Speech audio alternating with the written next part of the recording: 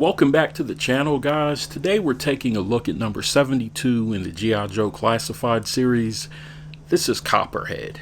Now, when I think about Copperhead, I kind of immediately think about the water moccasin. That's the vehicle that he came with from back in the 80s. Unfortunately, we're not getting that here. I'm not sure that we'll ever see it in the Classified series, to be honest, because I think it would have to be a HasLab, and I'm not too confident that that would get funded. But we do have the Copperhead figure, so let's go ahead and dive into it. Starting off with the packaging, on the front you get a shot of the figure, some artwork, and the few accessories that he comes with. On the back of the box you get some legal details. Again, I got this figure from overseas, so I have an extra sticker. You get his specialties listed. You get a close-up shot of his tattoo, as well as the holster for one of his guns on his back. And finally you get a picture of the figure himself, again with his accessories. On the side you get number 72 in the series with a blown up picture of the artwork. I really like the artwork that they've been doing on this recent release of figures. On the other side of the box, again, you get his specialties. He is, of course, a Cobra agent. You get the QR code, number 72 in the series, and another shot of Copperhead himself. On the inside, you get another box where his accessories are stored. His name is emblazoned there, Copperhead. On the other side, you get the Cobra logo. The section where the figure's tied down has some more artwork in there, so you guys can either put it back in the box, throw it away, use it in your display, pretty much whatever you want to do. For accessories, Copperhead includes a pistol, which you can store in the thigh holster.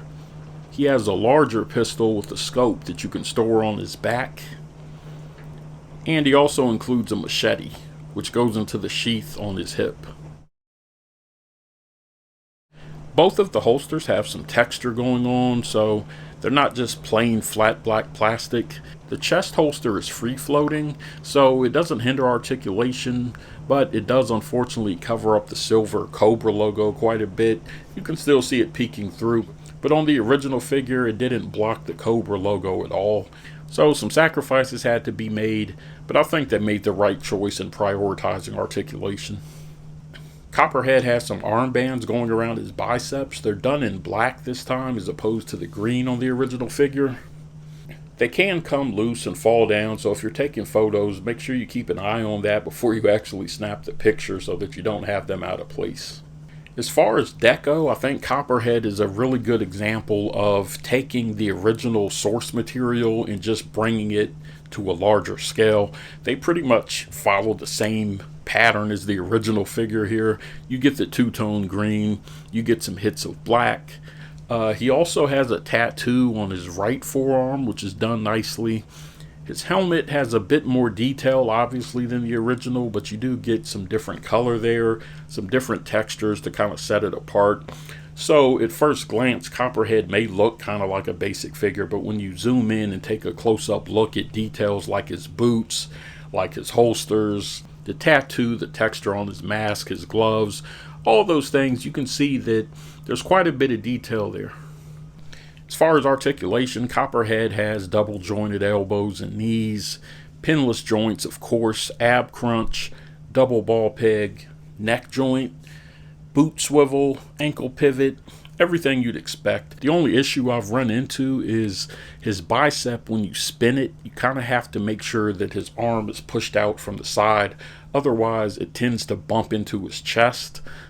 Overall, I think they did a good job with Copperhead. It's a good translation, kind of textbook, taking the original source material and scaling it up, adding in the new articulation and everything.